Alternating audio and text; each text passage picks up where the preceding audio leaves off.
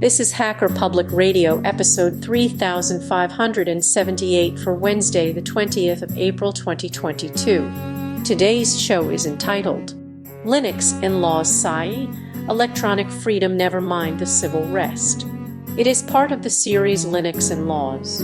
It is hosted by Monochromic and is about 87 minutes long. It carries an explicit flag. The summary is a discussion with members of the Electronic Frontier Georgia about electronic freedom, civil rights.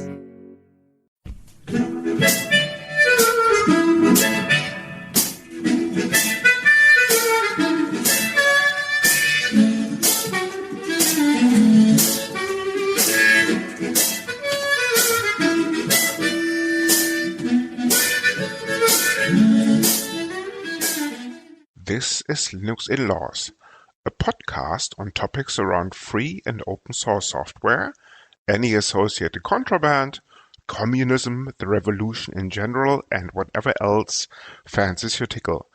Please note that this and other episodes may contain strong language, offensive humor, and other certainly not politically correct language. You have been warned. Our parents insisted on this disclaimer. Happy, Mum? Thus, the content is not suitable for consumption in the workplace, especially when played back on a speaker in an open-plan office or similar environments. Any minors under the age of 35, or any pets, including fluffy little killer bunnies, your trusted guide dog, unless on speed, and cute T-Rexes or other associated dinosaurs. Welcome to Linux Inlaws Season 1, Episode 54, I think, Martin. How are things in the kingdom? They are very windy, yes. But I probably not so much in Germany, right? You've got Holland in between before he gets there. So. I understand that Lizzie has caught it too today, or over the weekend. Lizzie sent me a mail saying, sorry, I got it too. Yeah, so she can't make it on the show, I'm afraid. Yes, for those people who are not in the loop, we are talking about the Queen of the Kingdom, who apparently has caught COVID on the outstretch, I'm afraid. Lizzie, if you're listening, I hope this is over by now, because we may release this a little bit kind of later than we actually recorded. But this is not about COVID or Queen Elizabeth, unfortunately, I might add. Because I reckon I speak for Martin too. We are just at the very bottom of our heart. We are loyal. We are not only loyalists, but we are royalists too, right? Martin, I'm joking. We're not. But this is not about the royals or the kingdom or some other. No, not really. No. But this is rather about the Georgia electron. Before I get this wrong, guys, why don't you introduce yourself? Okay, I'll start. This is Scott Jones. I'm acting director of Electronic Frontiers Georgia. I've been, Electronic Frontiers Georgia was founded in 1995. I've been active in it since 96. And this is essentially, it's a hobby. And my day job, I'm a system administrator, and I have been a developer in the past. So I'm, I am familiar with technology. I've worked in technology for quite some time. Excellent. Over to you, Chuck. Okay, Chuck Delosier. I am with Electronic Frontiers Georgia. When it has been, when we've needed it, I have called myself the community outreach coordinator or things of that nature. I have been the person who's gone out to reach out to a lot of different groups that are doing other work that are not necessarily technology related, but find that in the work that they're doing, whether it's some type of political issue or maybe it's with homeowners, wherever they are, they find that technology is in their lives. And so I wanted to try to be a liaison to get them more involved in the kind of work that EFGA is interested in at a state and local level, which is defending civil liberties and privacy. And that is Keith. Keith Watson. I just recently retired from Georgia Institute of Technology, where I was the head of information security for the College of Computing. I'm a GIAC certified security incident handler. In my original life, I was a submarine Navy electronics technician working in cryptography and signals intelligence. I used to sponsor, when I was at Georgia Tech, a capture the flag team for them. I'm co-founder of Atlanta Lock Sport. So if anybody's into lockpicking, I love lockpicking. I also host the local chapter of DEF CON here in Atlanta called DC404. I'm a moderator of the Atlanta Cybersecurity Engineers Discord server and a member of Atlanta 2600 chapter. And I'm also a co-developer of a Capture the Flag called Network King of the Hill, where we host monthly Capture the Flags at DC404 and at 2600 meetings when we're not in the middle of COVID. So when we get back to meeting in person, we'll go back to hosting those. Not only do we have... Sorry, go ahead. I've known Chuck for many, many years. And Scott, I've known... Actually, Chuck, I've known you for a while, too. Scott, I've known for many years. And when he told me about EFGA, I immediately volunteered for working with them. Primarily, I do evaluation of bills that come online. This year, we've got a spate of them that all relate to privacy, security, online safety, that sort of thing. So governments tend to measure with micrometer, mark with chalk, cut with axe when it comes to their bills. So we try to give them some semblance of guidance in regards to information security and privacy so that the bills don't cause more damage than good. That's the basic idea. And before we go into the background of the EFGA, let me rant a little bit about the beautiful South, never mind Georgia Tech. And I'm more than pleased to have actually somebody from Georgia Tech on the show, because that brings back more fond memories while traveling through Georgia and Atlanta specifically. Guys, we're more than happy to have you on the show. But enough ranting. Why don't we start? Because I reckon there are about 2 listeners out there who do not know what the Electronic Frontier is, never mind the Electronic Frontier Foundation. So why don't we go into a little of the history about the EFF and the EFGA in general? Okay, let me start talking about the EFF. EFF is the Electronic Frontier Foundation. It was started in, around 1990, or based on events that happened around 1990. There was Which a small... were? Huh? Which were?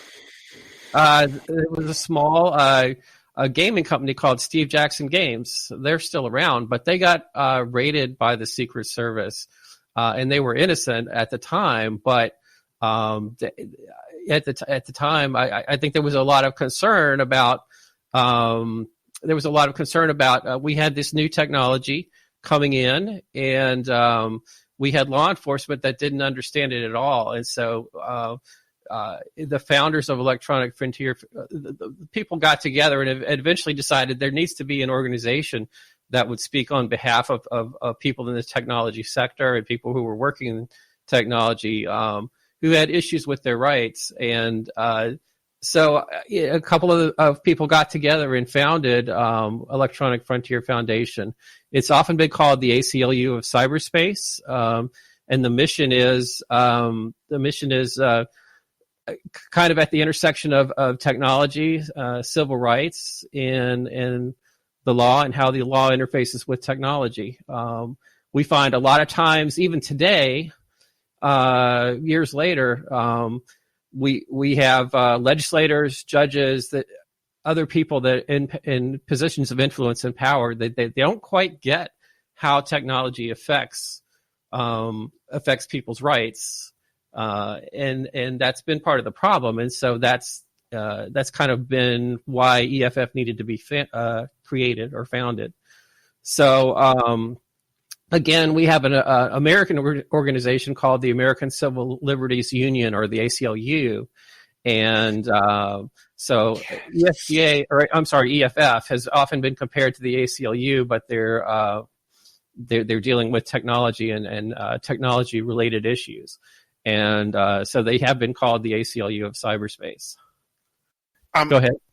Full disclosure, people, I'm an active sponsor of ACLU for the simple reason that I believe in their goals. So let's forget about the EFF. Let's talk about American civil rights and other stuff for a minute. I'm joking. I'd be more than happy to talk about that, actually. But no, jokes aside. I reckon we lose our final listener in that case. But no worries. So let's go back to the EFF. But I find the analogy to the ACLU quite more than fascinating, actually, because I fully concur. These two organizations have a lot in common from a, I wouldn't say philosophical perspective, but almost. And I probably will get shot for this, from a communist or socialist perspective. But we go into that, I reckon, in a minute, with regards to freedom of ideas and all the rest of it. Sorry? You mean they share the same principles, right? It's, I think, what you're trying to say. Exactly, yes. Martin, why?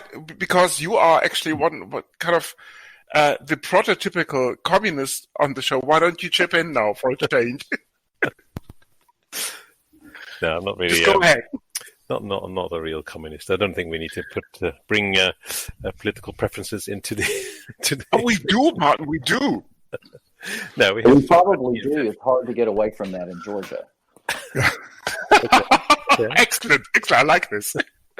By the way, for anybody who's listening to this and interested in that original case with Steve Jackson Games, there's an excellent book called The Hacker Crackdown. You can get it on Amazon. It might be available free now on Gutenberg, but it's about that entire case. The interesting thing about the book is it's written from both sides of the issue. The author wrote from the perspective of the people involved and from the perspective of the government and how they collided and the aftermath of all that occurred. It's a really interesting read. Wow. Okay. Why don't we kind of shed 2 more minutes, shed a little bit more light, like 2 more minutes, on the EFF, its origins and the history before we go into the EFGA in more detail, and your aims, ambitions, world domination, all the rest of it. So you want to know more about the Electronic Frontier Foundation? Yes, because I reckon that at least 2 of our 4 listeners maybe haven't come across the EFF in that level of detail. We did a show on the OSI about, what was it, about half a year ago? Yes. Maybe something like this. We also had somebody from the the FSF Europe on the show. But the EFF all kind of has escaped us so far. But now that we have you on the show, apart from the Georgian kind of focus or focal point rather, why don't you shed some light on the EFF history and that sort of thing, if you are game? Well, I'm not really completely qualified to talk about the history per se, but I would say when you mentioned Free Software Foundation, Europe or wherever they are, I think the Electronic Frontier Foundation is focused more on the law. And they do have a lot of lawyers who go over a lot of technology-related legal cases. And what the EFA, the Electronic Frontier Alliance, which is our group, the Electronic Frontiers Georgia, many similar names, and you have to keep them all straight. I think that what is another piece of the EFF's history that is noteworthy is that they have created the Electronic Frontier Alliance to enable groups all across the United States to form of their own accord and to be citizen advocates and citizen activists. That's how I found Scott, and eventually, because of Scott, that's how I found Keith. And that's where, you can be an average person like me who, while I did go to Georgia Tech for a while and I was in a design program and architecture, my background is not, technology related per se. I'm more of somebody who's a hobbyist and very interested. And so the Electronic Frontier Foundation has enabled someone like me to learn from the kind of issues that it highlights on its website at EFF.org. We'll plug that. And it also allows me to meet people that are like Keith, who is an ex-military, a person who has worked for many, many years at very high levels in technology. And someone like myself and many of the other people that we meet in the at EFGA events would never have the opportunity to meet someone like that, or Scott in a systems administrative position. And so the EFA has allowed people to come together. And I think that's something that we should highlight here about both our group here at the state level and what the Electronic Frontier Foundation has done across the country. So is it fair to say that the EFA bridges somewhat the gap between, I'm exaggerating now, but bridges the gap between the EFF and some of the aims that the ACLU stands for? Yes. In fact, we as a group here, Electronic Frontiers Georgia, will contact the ACLU, and the ACLU will contact us, because we will be able to provide support to one another. And I know that from other, conference calls that I've been on with over just either as a viewer or sometimes as a participant, that happens across the country. I mean, I've learned about technology related issues in California because of the EFA groups hosting something that the ACLU of California has done, or for instance, and things like that. So it really is a kind of an umbrella that is bringing a lot of different groups together. Great. Excellent. Martin, sorry, yes, I had a question too. I was going to ask, so you, all three of you come up at the angle from a technology perspective, and you're looking at laws and bills.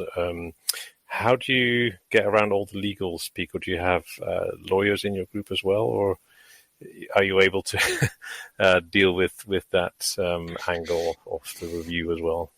Well, we actually don't have. This is Scott. We actually don't have attorneys on staff. We do have attorneys who have volunteered their time and energy at times. They had either worked, I guess, for gratis or maybe for very low rates on certain cases that they felt were important, to where it is important to make a precedent or some situation like that. But again, we don't have any staff attorneys or anything like that, and we are kind of light on the legal expertise side. But the good news is that through the Electronic Frontier Alliance, we have a connection to Electronic Frontier Foundation where we can talk to their attorneys, at least indirectly, or we can discuss a particular problem that we may have. They can run it by their legal department, and they can come back to us and give us some advice on the legal side. Now, we do know local attorneys here, but so with the local attorneys, they're basically doing it nights and weekends kind of as a favor to us, whereas Electronic Frontier Foundation, it's their day job, so they're able to jump on things more quickly. And we do, we do talk to some of the other organizations in town, including ACLU of Georgia, the Georgia chapter, and they have staff attorneys as well. So we have access. We don't have attorneys on staff with us or attorneys that are 100% dedicated to our group, but we do have access when we have a legal question. And also, it's not impossible to understand legal issues. People assume that it's written in some strange language we can't read. It's actually written that you can't understand it. Sometimes you have to look up terms. Over time, as you expose yourself to it, it becomes more accessible. So I'm an advocate for just jump in and start somewhere, read about it, learn about it. As citizens, we have some responsibility to be involved in the process. By definition, well, here in the United States, our government is sort of predicated on the idea that the government should have limited power, and what power it does have, it should be observed and monitored at all times, and it is our duty as citizens to make sure they're getting it right. Okay. And if we don't, and something goes wrong, it's our fault for not having intervened. So it may be perceived differently from abroad, but it's different. I realize that in other countries they're going to look at this like I've got three heads. That makes no sense to them. So I understand that. I've lived abroad, so I do get that it's very different in other places. In the case of the United States, we're called upon to actually be directly involved. Most people don't pick up and run with that. We have the opportunity to do so, and it impacts all of us. There have been some very bad laws that got passed. The DMCA, I can't think of it right offhand, the cyber crimes bill that was passed that have some very, very bad side effects that are still being worked out. Recently, we had one 2 years ago called SB315, which was going to criminalize cyber research in simple terms. Like if I noticed that a website had a vulnerability, I just happened to notice that, and I reported it, then I could be prosecuted for criminal hacking. And so we were able to get working with not only the FGA, but a great number of other people chimed in on that bill and was able to get the governor to veto the bill. So that would have caused all kinds of havoc. There was a recent case here in the U.S. where a reporter was looking at a website and pressed F12 to view the source code, which is not an uncommon thing to do, and noticed that on the web page it didn't show up, but in the source code it had the social security numbers of all the people working there. So he reported it. Yeah, and he reported it, and the governor of the state wanted him prosecuted for hacking, criminal hacking. Now, and so everybody in the industry, people like the EFF, also other cybersecurity experts in the country said, no, Governor, I don't think you understand, and explained what F12 does and that viewing source code is not criminal hacking and that he was completely offline. And he doubled down and said, no, I want him prosecuted. And it went through several rounds of that. And eventually, just recently, I think 2 weeks ago, the prosecution in that state said they were not going to pursue the case. And so the governor still wants him prosecuted, but the prosecutor said, no, we're not pursuing that. But those are the kinds of problems we run into. Yes. Yeah, sometimes legislature wants to do, now mind you, this is a bit hyperbolic, but they'll want to do things like math is too hard with pi being an irrational number. Couldn't we just make it 3 to make it easier? And they do the equivalent of that with some of the bills that they try to pass related to technology. They don't really understand how the technology works quite often. In fact, there's one bill I'm reviewing currently where, in essence, the bill says, insert magical technical wand here to solve all our problems.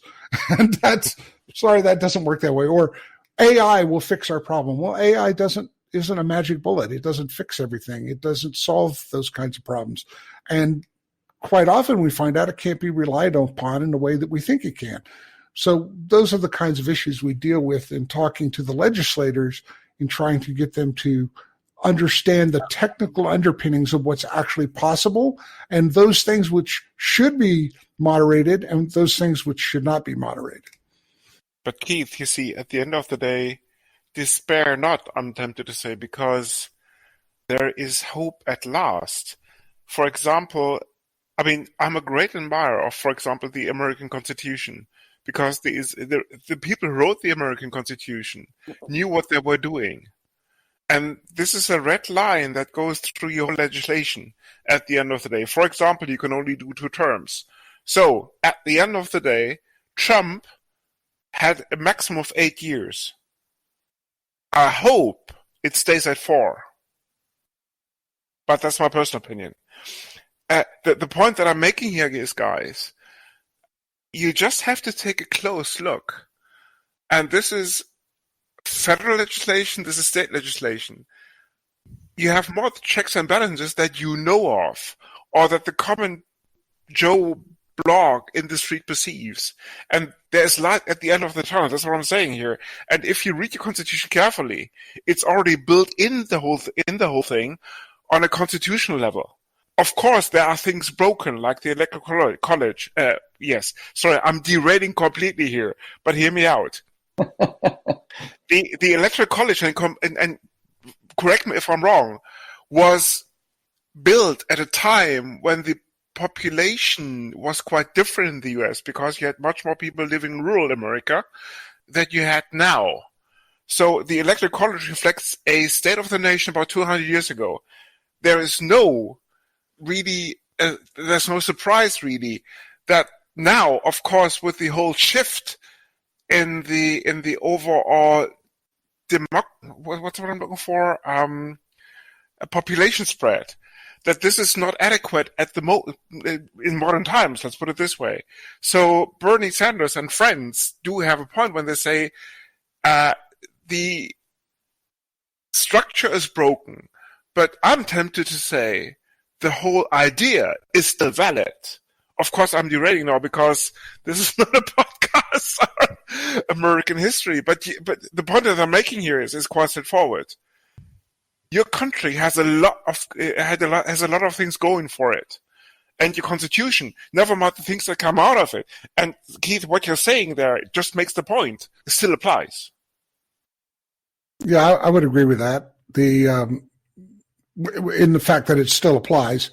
You can have there's a whole debate over the validity of our election system right now. In fact, one of the things that we've had to deal with over and over and over again is our election process. In fact, I've had to go to battle multiple times now over how we do our ballot counting, what machines we use, the process we use. And the most common thing that comes up constantly is when somebody says, we put a man on the moon, why can't we vote online? Valid point. And the problem is they don't actually understand the underlying things that voting has to do. In other words, what are called constraints. I would run into this all the time with students at Georgia Tech, where they would say, why can't we do X? Because from their point of view, the constraints were very minimal, and they just don't understand all the things involved that are trying to be solved. And if they did, they'd come to a completely different conclusion. And on the surface, it looks simple. So an analogy would be, we put a man on the moon, why can't we build a bridge from California to China? And you say, well, wait a minute. You realize the ocean's deep and we have limits on material technology and construction methodologies. And there's things like shipping lanes and hurricanes, or in their case, typhoons in the Pacific. And there's all kinds of mitigating issues that you're not taking into account. It's not like technology can wave a magic wand and solve all problems. If we put a man on the moon, why haven't we cured cancer yet? You could easily say that as well. Or why haven't we cured COVID yet? We put a man on the moon. Those are the same kind of arguments. Well, those are the kinds of simplistic mindsets that commonly crop up in these bills. They're trying. They're just, you'd think they're not trying hard enough. One of the things I've noticed, and I always kind of thought of this at first when I started doing this, was I was doing the legislators' homework for them. Isn't this their job to research this stuff and find this stuff out? Well, I then looked at how many bills actually, just in the state of Georgia, there are several hundred, when I say several, 500-600 bills per session for the state, for the House and the Senate.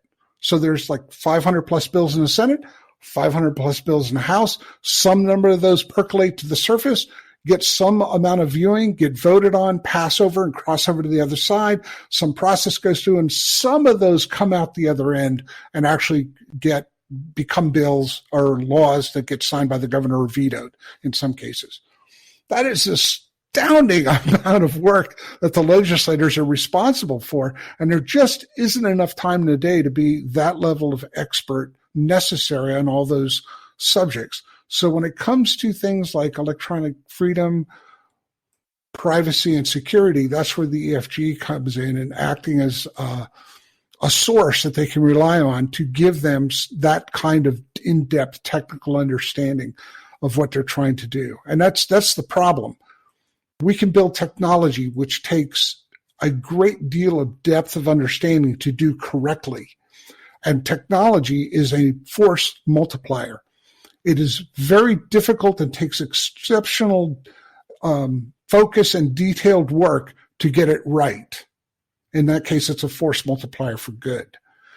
But on the other hand, it's really easy to get it wrong. And when you get it wrong, it's a force multiplier for bad. So we've got it going against us in that it takes hard work to get right. It's easy to do it wrong. And by simply not paying attention to all the constraints and making assumptions like we put on a man in the moon, why can't we do X? Those kinds of things can lead to disaster. So we try to prevent that as much as possible and try to put some sanity in that process. And it's all up to volunteers. Nobody makes us do this. We hope that other people would join us. And by the way, if anybody's listening to this would like to join EFGA, feel free. The membership constraints are really, really heinous. You have to show up and care. That's basically it. So links will be in the show notes, of course. Yeah. People, yes, I couldn't have put it better, but at the end of the day, I'm almost tempted to add here, and this is kind of the eternal debate now. Would you rather prefer the legislation to come down from the Hill, as in Washington, D.C., or being done on the state level? I mean, let me take a step back here. There are two types of nations on the planet. I'm exaggerating now, but you know what I mean. Centralistic ones like the Kingdom, like France, like Russia, what remains to exist, of course. And there are also other types of nations, like Germany comes to mind. Of course, the U.S. and other nations that have a more federal system in place. Both types have the advantages and disadvantages, but at the end of the day, I reckon the federal system, and this is my personal opinion, has a slight advantage because it's more democratic at the end of the day. May sound to be corrected, fair enough, but well, let me. Yeah, go ahead. Sorry. Okay, well, I'll say this about it. Because the internet is kind of ubiquitously everywhere at the same time. And so it seems like if you're regulating it, it would make more sense to do it at the federal level. But we found that special interests who can't get their way at the federal level will try to go to the states and get what they want with the state. Get what they want from the state. So in other words, if you can't pass it at the federal level, if you can go pass it 50 times at the state level, you can essentially get a de facto federal bill. But sometimes that's bad legislation because it favors a particular special interest and is really not in the general public interest. So that's a tactic that you see sometimes within the states with respect to state legislation versus federal legislation. However, on the other hand, there are times when the activist community is wanting to try out a legislative initiative or something like that, and they start at the local level first, and then they go to the state level if it succeeds at the local level, and then maybe they take it from the state level to the federal level. So there's good reasons and maybe not so good reasons to change what I might call the scoping as to whether it's local, state, or federal. But ultimately, the internet is kind of ubiquitous everywhere, and a consistent model is helpful because it's pretty much the same everywhere. One last interjection here. Of course, on the federal level, you have a concentration of funds because it's easier to lobby on a federal level than on an individual state level. It goes without saying. So, if you just put a couple of millions onto the Hill, you can save billions on the state level. I'm joking, but you know what I mean. Well, this is a really good. This is a really interesting topic, actually, because there's theory of what's better, a centralized or a federated system. One of the advantages of a federated system, and a good analogy of this, is imagine all the products and services you use in your life. Are all of them provided by, to pick on Apple, are they provided by Apple? And the answer is no, and that's because Apple hasn't invented or thought of every product or service that you want to have. They've thought of good products and services, but not all the ones that you would want. So when you get into a centralized system, you end up with a one organization trying to come up with solutions for everything. Well, if you think about it, all the solutions that we have in life today were not created by a centralized system. They were created by individuals somewhere who had an idea and ran with it and got a bunch of other people who said, hey, I like that idea too, and joined in on it. And it eventually became an Apple or a Microsoft or a company in some cases, or just a good idea in other cases. So, and the good idea spread.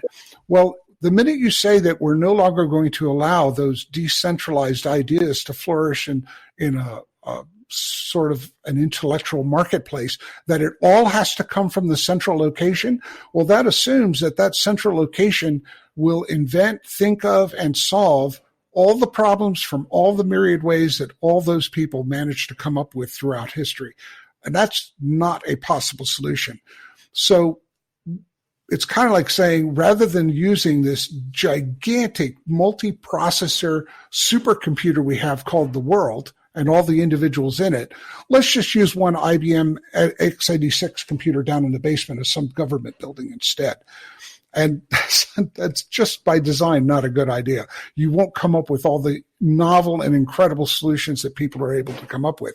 Now, neither system gone to extreme is the solution. You need some marrying in the middle. And that's where this whole process of the EFGA and government comes in. There are some things that you do want to take those ideas and take them to the middle and use them in at a government centralized manner. And that's where you create a law. And there's other things you want to just let be done at the local level.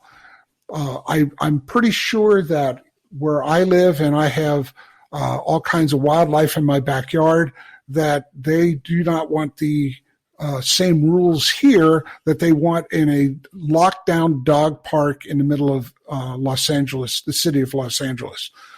Obviously, we couldn't even manage the wildlife here like you would a dog park where everything's on a leash and has to have somebody pick up after it. You can't do that with wildlife in the backyard. So those are examples of things that only work at a local level at a specific location and don't work universally everywhere. So, Tim Cook, if you're listening, Stalin and Lenin are not role models. Do not do as they did. I'm exaggerating, guys, but you know what I mean. That is a precise example of the problem. In fact, because Stalin decided to make it a centralized system, they caused this massive famine that killed a whole lot of people. When they had a working distributed system that worked, and they decided to kill it and go to a centralized system, and it had unintended consequences. Yes. Sorry, Martin, but I'm digressing.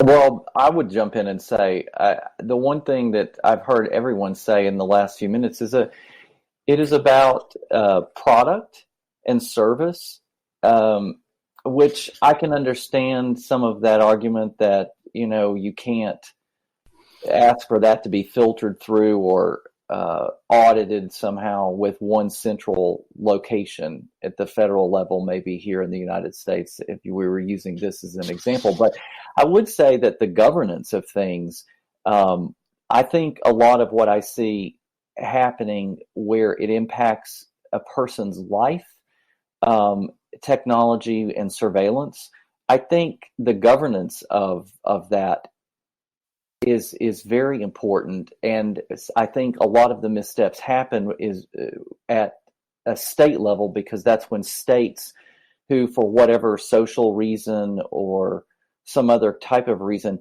will do their own patch on something. And that's maybe an area where the internet, if we want to just call it the internet, I guess everybody kind of stumbles over what terms to use. But I think that kind of federal level governance or coming up with a set of guidelines is something that we're greatly lacking. And that's something that will end up having a lot of unintended consequences, because the things that will be reactionary that will happen at a state level will mean that if you live in these states, you will be able to act accordingly or be treated in one way, and you will have different experiences if you live in another. And for me, the kind of utopian vision of the beginnings of the internet world that we're all growing up and living through now, it's more fractured because of that type of arguing without that overall kind of governance. And I don't have an answer for how that should happen, but I know that the United States is needing desperately to step up its game and start looking at things at a federal level and not allowing personal information, medical private information that they claim is always protected by HIPAA and some other laws that we have here in the United States, or other very personal private areas to be collected and data harvested out to whoever the highest bidder is. And states are acting on that, or they're purposely not acting on that. And your life experience is very different depending on where you live here in the United States, because we don't have a federal guideline for how the internet is involved in our personal lives. I hope that kind of made sense. Yeah, and Chuck, you've touched on a recurring problem that we run into all the time regarding these kinds of laws. The internet moves at this, you've heard, moves at the speed of internet. It's microseconds. Things change constantly and in ways that we could never anticipate, and extremely quickly. Unfortunately, people don't respond that fast when it comes to policy, procedure, and governance. An example is Henry Ford decided to use this newfangled idea that he did not invent. It had already been around a while, called the assembly line. And everybody in business at the time told him that was crazy, that will never work, that will be an utter failure. 50 years later, they were teaching in a business school that if you weren't using an assembly line and those kinds of methodologies in your practices, you were brain damaged. But it took 50 years. Nice. So at the speed of the internet, colliding with 50-year cycles or changes occurring in generations or 20-year increments, you're going to have a collision. You're going to have a lot of noise and problems and issues that arise as a result of that massive difference in speed at which these two things occur. And that's part of what we're dealing with is stuff's changing so fast. We literally don't have time to absorb what is the potential impact of this, what impact would we like it to be, and then the third problem is, well, wait a minute, will that device or technology actually do what it was intended? And that's the idea of hacking in the original sense is, which I deal a lot with, is discovering the difference between what something was designed to do and what it is capable of. And sometimes that what it is capable of can be a good thing. For instance, using a screwdriver to open a can of paint, that's a good thing because you don't have the actual tool necessary to open a can of paint. For those who don't know, there is a tool made for opening cans of paint, but a flathead screwdriver will work just as well. Well, that's hacking because that wasn't the intended use of the screwdriver. Now, that's a simplistic idea of it. But, well, wait a minute. Would that cause a problem if suddenly using a screwdriver to open cans of paint caused an unintended consequence and that would require legislation to fix it? That might take a while. Well, when you're talking things like coming out with baby monitors that are open to the internet that anybody can access, they do a Shodan search. Shodan is a service, by the way, SHODAN. To find all the cameras and they can use it for some nefarious purpose? Yes, that has happened and happens regularly. Well, do we need legislation to say that if you're building a baby monitor, it actually has to be safe, not just says it's safe on the package, that it actually has to be safe, and there's a standard for what that safe is? Well, now you get into this political debate that takes 20 years. In the meantime, they've sold 5 billion baby monitors. A classic example of that is Android phones. There's billions of Android phones out there that are currently have multiple root accessible remote access holes in them security-wise that cannot and never will be patched that are going to be in service for years. And there's nothing that says when they built those that they had to think of that in advance. And that's the problem was now that there's billions of phones out there, they can be leveraged to do some pretty heinous things. What do we do with that? That's just one technology. That's just one device, one operating system from one company.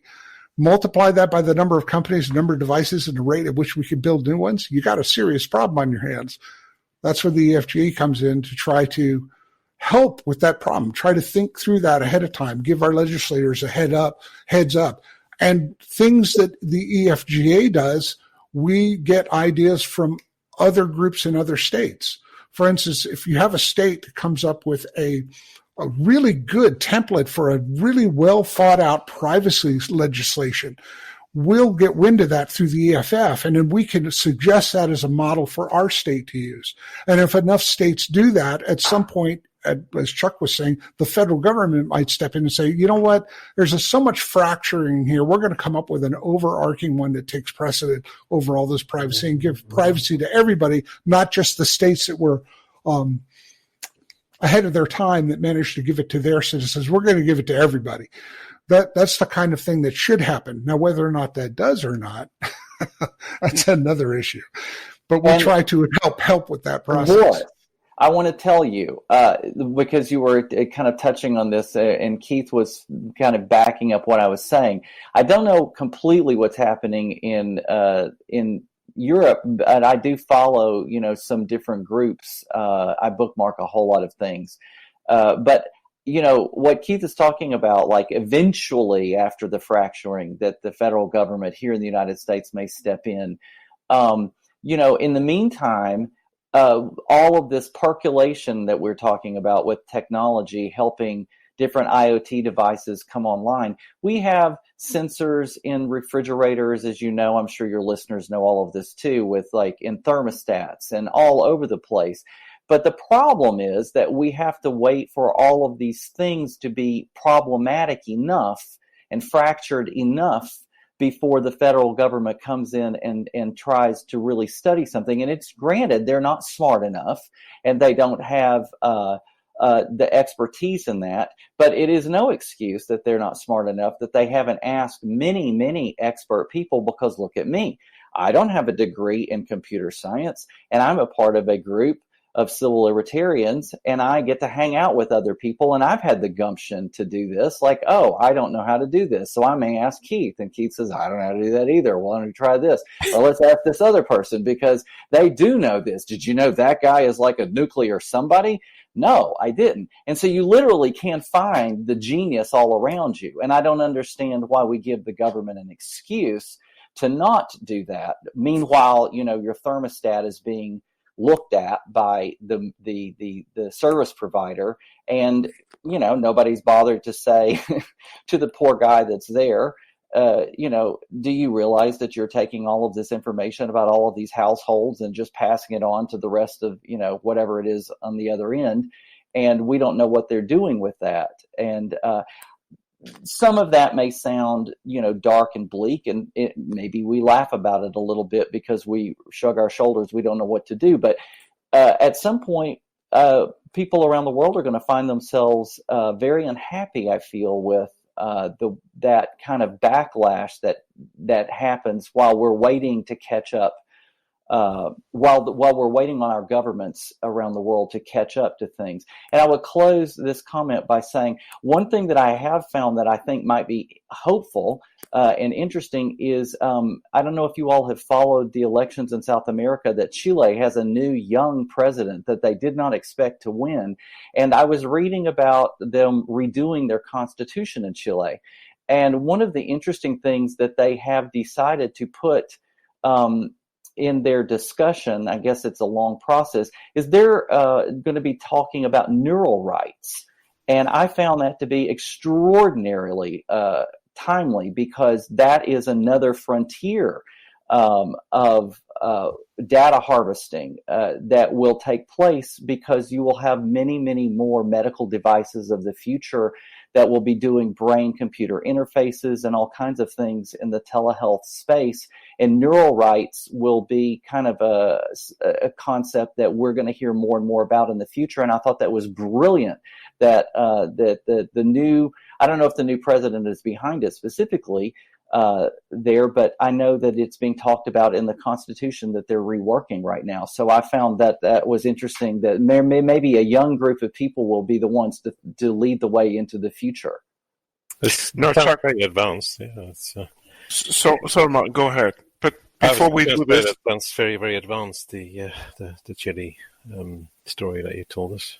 But on this particular note, Chuck, I don't know if you're familiar. I think it was Kay Chapman of the Software Freedom Conservancy who says actually, or required on a federal level, that the software of pacemakers has to be open sourced, because that exactly goes down that alley. Exactly. That's exactly right. And we don't want to find with those types of things that we are trying to play catch up. And so we need to be serious about it at a government level. And we don't need to just, we don't need to sow fear and doubt and uncertainty about it all. We need to actually be solving problems and advancing the future. In that case, exactly, just make it a legal requirement. And I think the bodies in the states do an excellent lobbying work here now in a very positive sense.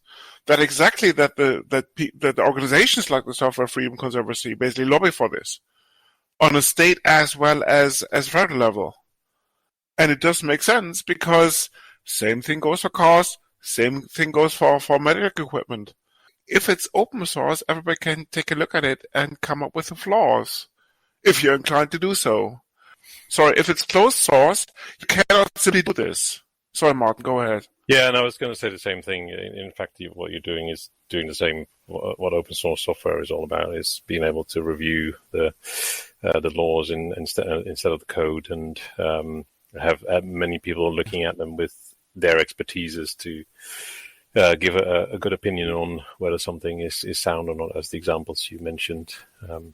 And you can never achieve this by, originally you can think, the government or the state needs to hire more experts in this area, but you're never going to be as good as the collective, right, that has many more eyes and many more viewpoints and expertises on this on any of these things. So I guess that kind of makes the case to how big is your organization and how many people do you rely on to do these kind of things, right? If it's just 2 people that look at some laws, or 200, that makes a big difference, right? So I guess that makes the case for all your organizations in the same vein. But are you actively trying to increase these numbers, or as you mentioned, Chuck, you rely on people that you know as well for certain expertise as well? But I think my answer is the answer that we always have, which is yes, we would always welcome more help. It is very challenging to do. People are very busy in doing that, and I think that when you find young people that are in the college age, university level, or just right thereafter, there's a lot of energy, and that's a good recruiting ground. And then you always find a good recruiting ground with people who are nearing or going into retirement as well, because there's extra time available, and it's when you're in between those 2 spots that it's harder than ever to do it. But one of the things that I think that Electronic Frontiers Georgia and other groups I've heard from try to do is do outreach in different ways for different groups or different demographics or ages, perhaps, in ways that will be accessible to them. And I think Keith had said for the 404 meetings that we have here in Atlanta that we may do a hybrid when we're able to go back, because we're able to interact differently with people doing the video than we do when we would meet in this public space, which, you may not be able to make every meeting, but you could dial in. And that wasn't always the case. And so I think that's going to be part of what we will have to do, because what we're interested in started out for me just a few years ago, even as something that I did not have the opportunity to get involved in. I had to read on the internet about laws that were being passed or fought by the Electronic Frontier Foundation on a website, and I did not know anyone in these groups. And now it becomes a time where not only was I interested and I got myself into a place where I met some people, but that the need for the checks and balances are smacking people in the face because everything is becoming more digitized or automated or whatever technology du jour word you want to use. It's right there with you. And it doesn't matter if you're interested in prison reform. You can pick any kind of topic, agriculture, trees. There will be some sensor or some monitor or something where technology will play a role in that. And while that may not seem important in maybe a job that you have, when you read the way people write legislation, they can really do great good or great harm depending on how they verbalize technology in the proposed legislation. That's just. I think that's the easiest way for me to say that. The words that they do lawyer in or the words that they lawyer out make a big impact on people's lives.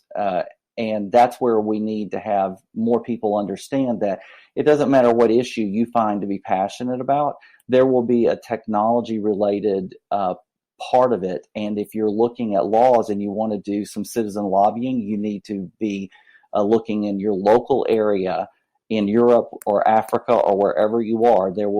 What is my technology component to my area of interest, and you'll find a goldmine of ways that you can be more effective in lobbying or catching the people at doing the dirty deals behind the tables, because there's a lot of money in technology. Otherwise, we wouldn't have to be talking about all of this. There always is. Indeed. Yeah, that makes sense. So, okay, you mentioned a couple of examples with the baby cameras and the social security numbers on a website. Okay, just talk about the process. Do you have an active, let's go and look at all these laws or that are about to be passed, or are there people that give you some clues about such and such a company is trying to push this law through, right? And it really needs some good attention, because I think you mentioned there's like 500 to 600 going on at any one point in time. So how do you manage to keep track of all that and find the ones that are being pushed through quickly and all that kind of stuff, right? Are you able to stay on top of that? So everybody listening, anybody, wherever you are, whatever your local jurisdiction is, you need to look and find what the website is for your local jurisdiction, your leaders, your commissioners, whoever it is that's making the laws, and you need to go through what's probably a clunky website that will not be as flashy as the ones that you prefer to look at. And you will find the legislation proposed there, hopefully. And that's what we do as a group of people. And it's not an organized fashion. We know when the session is, so we know that we should be looking a few weeks ahead of time to see if someone's pre-filed something. And then if we use our library skills, we're looking for certain keywords. So you might say cybersecurity would be a keyword, or things like that. And we then ask the website to pull up all the bills in this area. And so that's an easy way of looking to see if there seems to be something relevant. And you just have to really just go through them one at a time. There's no easier way. It is time consuming. And then when you find something, then we will bring it to the group or put it on our action list, or I'll just send Scott a message and say, did you see this? It's like that, and then we just start from there. And there's a lot of interpersonal and kind of networking stuff. It's kind of like if you see something of interest, you build that kind of network, not a literal technology network, but just a collection of people that say, hey, we like this kind of legislation. If you see anything of concern, send it our way and let us have a look at it. Yeah, starting out from scratch, as Chuck was talking about, is a matter of one person can go to the website and do some searches and find something, and something's better than nothing. And then as you find more people and more people find out about what your organization is trying to do, they will actually start reaching out to you. You'll have friends who read an article in the paper. They know that's an area of interest to you. They'll call you and say, hey, did you see that so-and-so over here is doing something you should, based on what you said, you might be interested in looking at, and I'll go check it out. And so we essentially get more eyes and ears over time through that networking that Scott was talking about. That's how we find out about things, as well as our own research going into it. Yeah. And over time, you develop that group. It doesn't start out of the gate, but if you do anything, however little, it's more than nothing. And that starts the snowball down the hill, hopefully. Okay, excellent. No, that sounds like a good case to, as you say, it's a growing network of people rather than putting a lot of technology at this case. One more question from me, and then I'll leave it to Chris. In the UK and Europe, there are lots of government contracts that go out to tender and all this kind of stuff. Right? I don't know if you have the same in the UK, but is that something that you would cover in your work as well, or is there a different organization that does that? Because as you may or suspect or know, lots of these contracts are written in a certain way to favor certain directions, areas, preferences, vendors. You know what I mean? It's so is that something that you would cover, or is that something that you're more interested in the legal aspects to protect people? Well, government contracts, the kind of contracts that can be led by government, are controlled by the law. So in a sense, they are connected. I think we did look at this kind of situation with some of the concerns on the voting technology that we have in Georgia. And at first we were looking at the law and we were critiquing the law, and then it got to the point where they had passed a law that wasn't that great, and so it goes down into the purchasing phase. And so once you're down in the purchasing phase, then you are looking at the contracts and things like that. I don't know. It's not so much that we scrutinize the contracts, because once a law is passed, the state has a certain amount of flexibility to kind of do those deals behind the public's back. Right. And they can shield some things from public view, but it was some public participation, especially with the voting machine purchases, and so we were watching it to the extent that we could. Okay, is there a case to try and make that more open, that part of the process, or? Well, in a sense, that's a bigger problem than just a technology problem. Yeah. That's the entire scope of purchasing in general goes above and beyond technology. And I think if we have a particular example or a particular item or a particular aspect that we can work on, we can try to do that. But it's all about procurement and government procurement. Those processes and procedures are much older than the kind of technology laws we've had for the last couple of decades.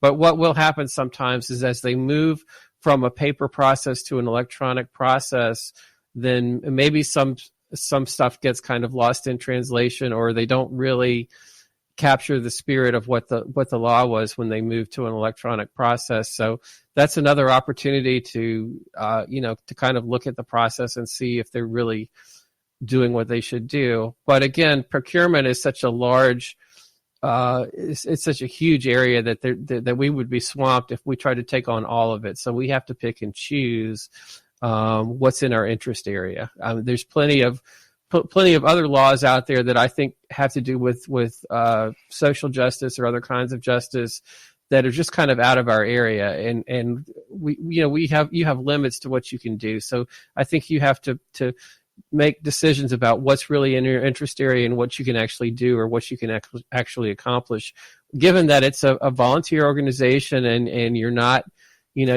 40 hours a week or however many hours a week. People have day jobs, and you do what you can do. There are some times we do get involved with the purchasing process, but it's not direct, meaning we're not We don't insert ourselves into the bidding process or the request for a proposal or any of that sort of thing. Where we do get involved, however, are things like two good examples are Clearview, which is a facial recognition company that was going out and courting police departments to use their product, and it was skirting Fourth Amendment laws. And so we did get involved with that, and where we saw police departments were doing that, we would go and talk to police departments or work with other groups that were talking to police departments in regards to using facial recognition. Another one is a product that we're working on right now in trying to stop, actually, is a product called ShotSpotter. And that's a gunshot detection system that is being sold and deployed within here in Georgia in several locations. And it has some very onerous side effects that have already been noticed in other jurisdictions outside of Georgia. And there's several legal cases regarding it. So we do get involved in that sense, and that sometimes vendors come to law enforcement in particular and say, hey, we've got this great surveillance technology. You should really buy this. And they do their sales pitch and they buy it. And it wasn't a process of legislation putting it in place, but now they're deploying this technology amongst us and using it for law enforcement. And in some cases, those methodologies you're using violate the law. And so we have to go against that and work through legislation in some cases or through other organizations to try to help with that. And that's where Electronic Frontiers Georgia, since it does deal with privacy and security, isn't necessarily always focused on just legislation. Okay, got it. Yeah, so, just one for the listeners that are not from the US. Can you explain the two ones exactly? the shot technology to us, because that's something I was. Oh, sure. ShotSpotter is that's the actual name of a product. It is a web of microphones that are deployed in an area, like they'll put them on light poles and things like that. It goes back to a centralized location at the corporation, ShotSpotter Corporation, where artificial intelligence monitors the audio that it hears and says, hey, I just heard a noise that sounds like a gunshot. And then based on which microphones heard it at which time, they can do audio triangulation to say where it probably occurred. Assuming it says, hey, I think I got something, it passes it to a human operator who purportedly reviews it and says, yes, that was a shot. They notify the police. The police then go and respond to it as a shots fired. Now, it has some rather interesting side effects. For instance, if you've got an area where there's a general higher level of crime than normal, and you've got the police responding to what's considered a shots fired situation, they're on high alert, they've got guns drawn, and it may be a false alarm. In fact, that's part of the problem, is the false alarm rate for ShotSpotter is extremely high, on the order of like 80%. So, and that level, how much that number is being debated right now. The company's saying, no, it's not that high. And there's other court cases saying, no, it's even higher than 80%. So there's the cost factor of deploying the police regularly for false alarms. There's the issue that when they do arrive, it's like a SWAT team arriving with guns drawn, and it's a completely innocent situation. When people are in a heightened situation with guns drawn, bad things, trademark, can happen. So all of that's wrapped up in that fuzzy, wobbly ball of mess that's called ShotSpotter. Sounds expensive to me, a false positive. It's not cheap, and that's part of the thing is it's determining, for instance, would that kind of technology be a good idea if it worked properly? Well, if you think about it from a technical perspective, yeah, that might be an interesting thing. And since I do have opportunity to talk to police departments, I could see where that would be really useful for them. If it could actually tell them this is roughly when and where a shot occurred, and they could respond to something as opposed to waiting for somebody in the neighborhood who heard it to call them. That would be kind of a good thing. But on the other hand, do you really want a network of microphones placed throughout your neighborhoods that records everything that's being said within earshot? Yeah, If you're Google or Amazon, probably yes.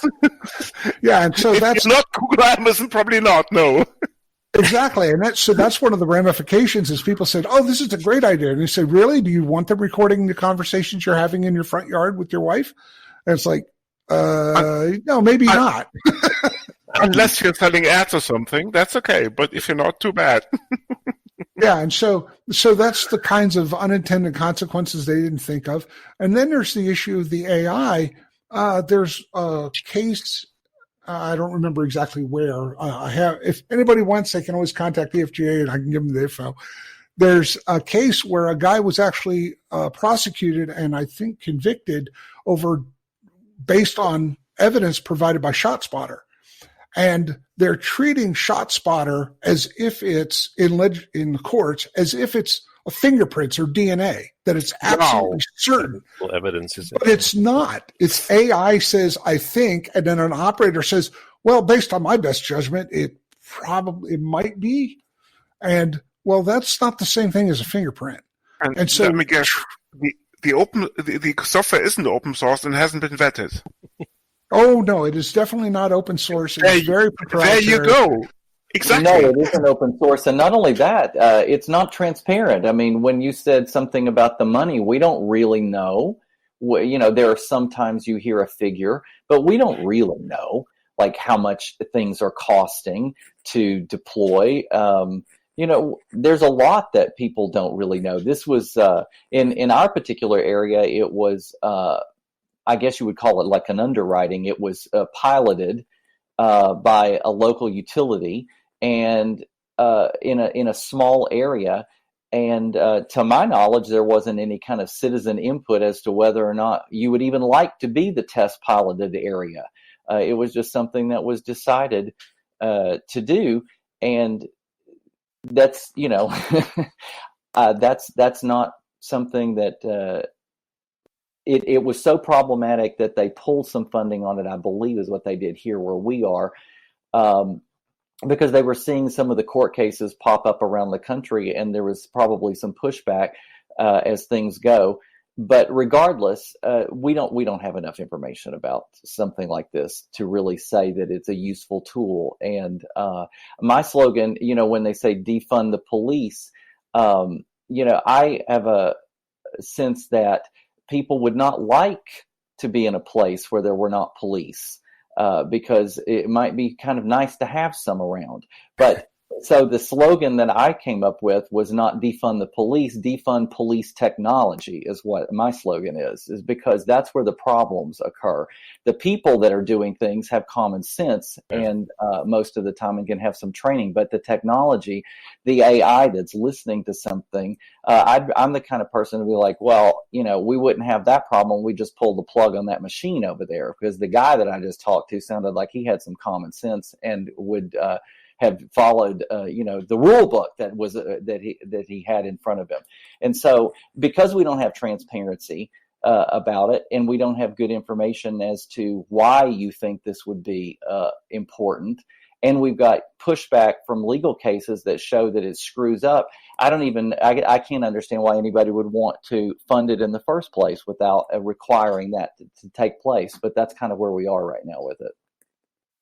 Guys, this has been more than interesting. Unfortunately, we have a time limit, but rest assured, this is the first part of a 100-part miniseries on the EFF and the greater surroundings. No, guys, I'm joking.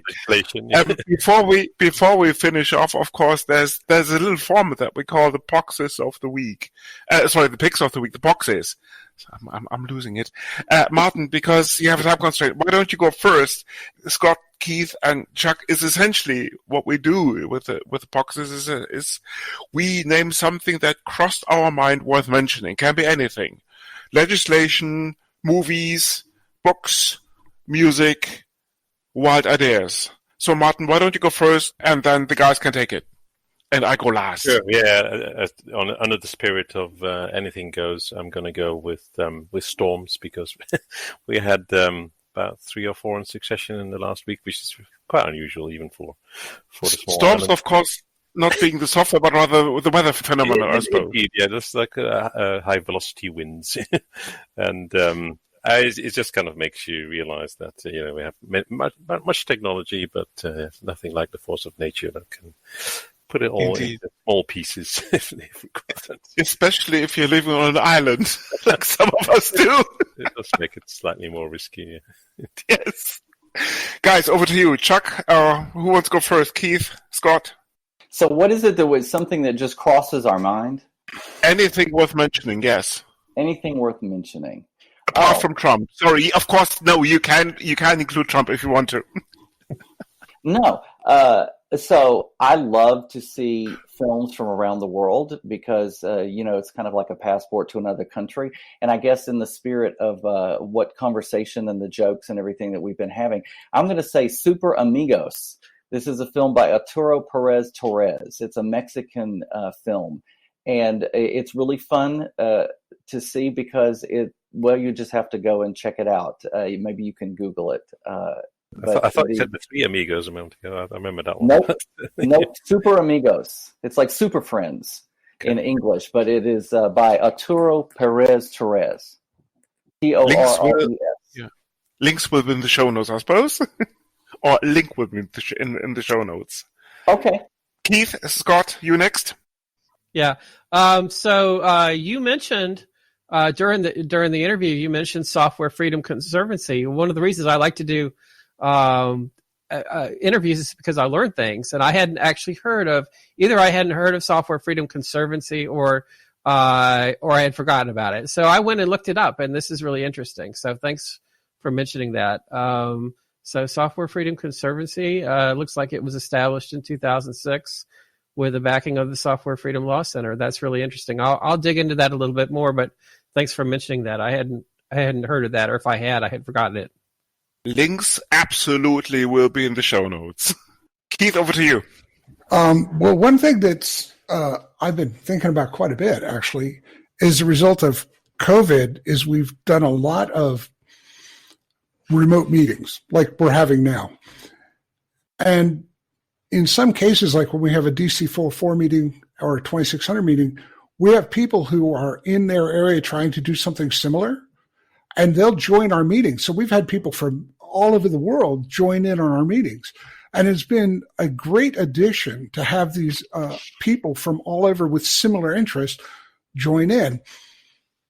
And I realized that when we go back to eventually having our physical meetings, that we're going to lose that input and lose that sharing, mind sharing. And so I've been thinking about ways that we can continue having that while still having a physical meeting.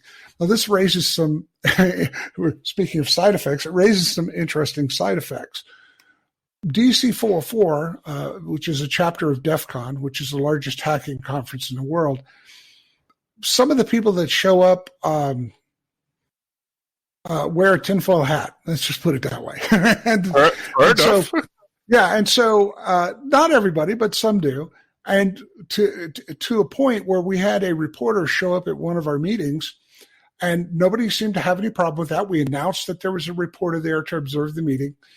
And then toward the end of the meeting, the reporter asked if they could take any photographs. Now, we realized that some people might be sensitive to this issue.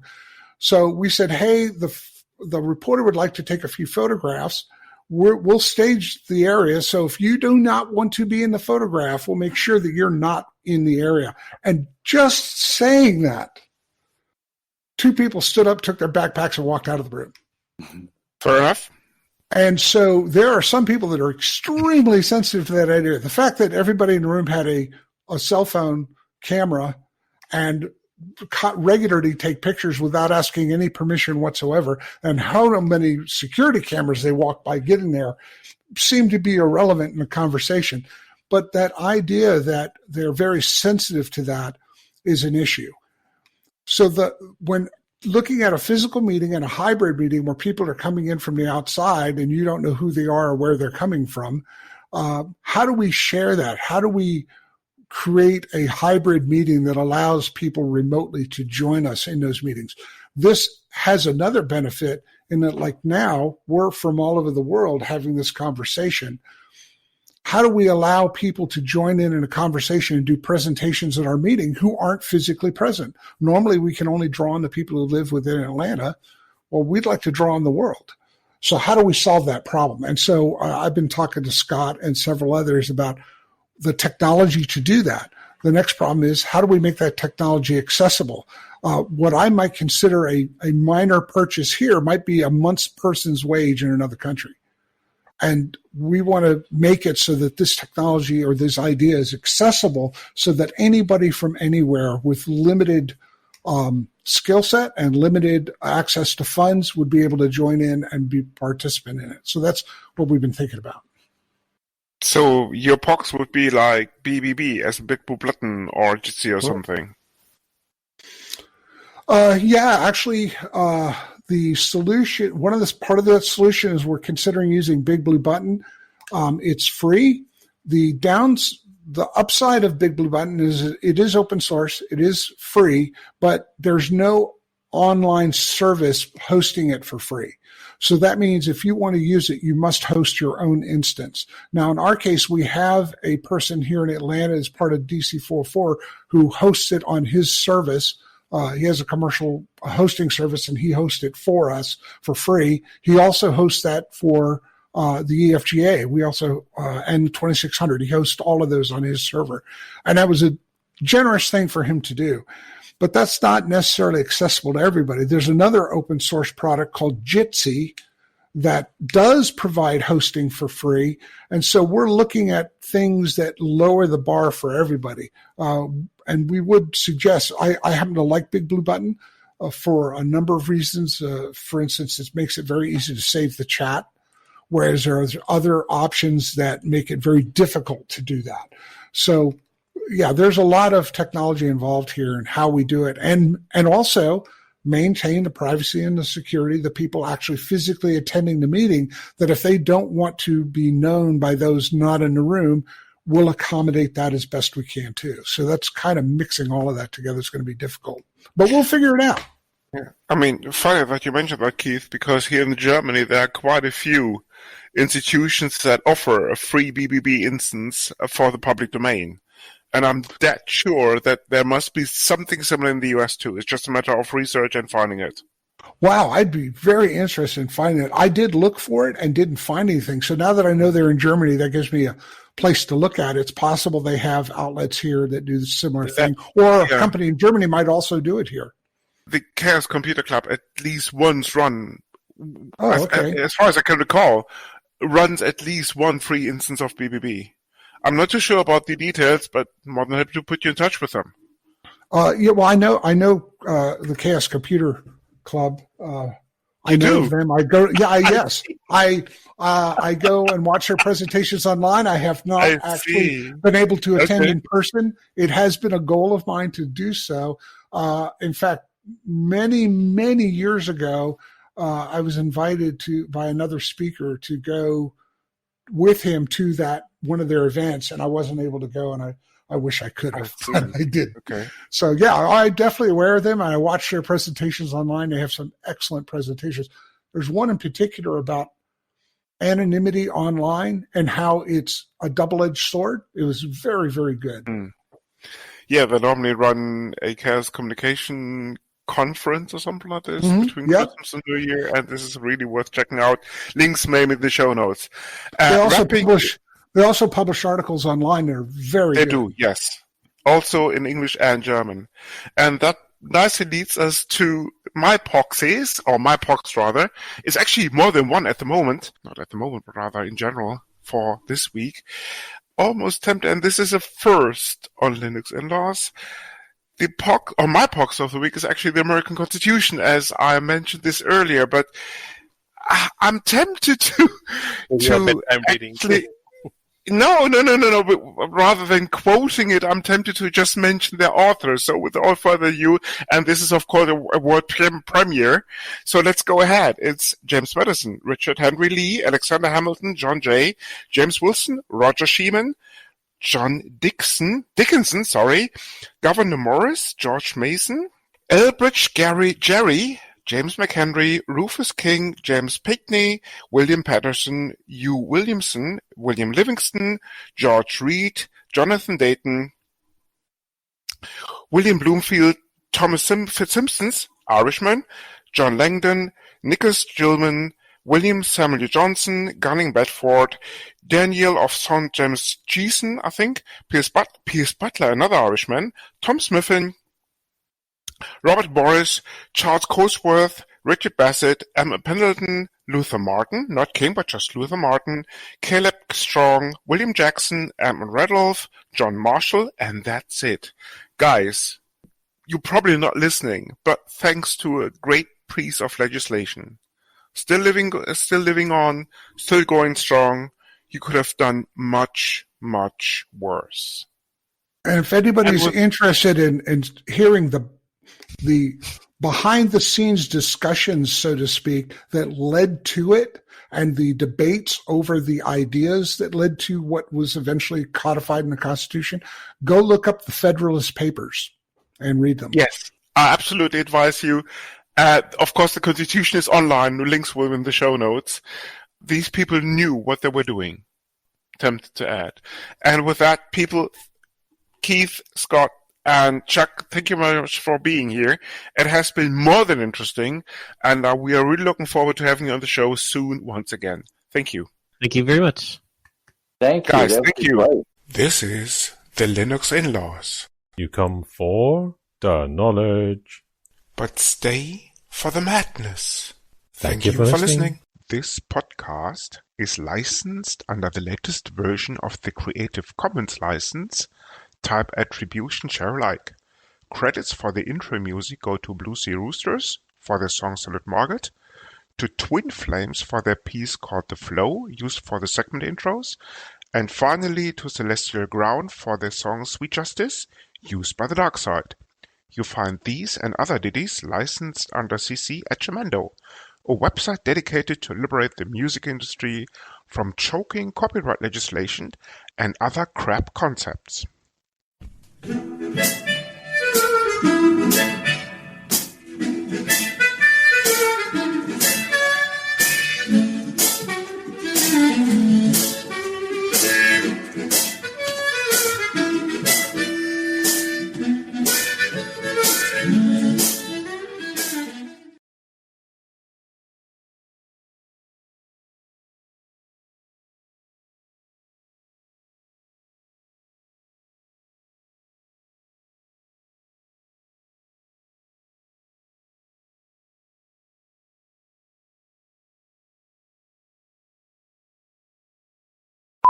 We normally record about 4 to 6 hours, depending.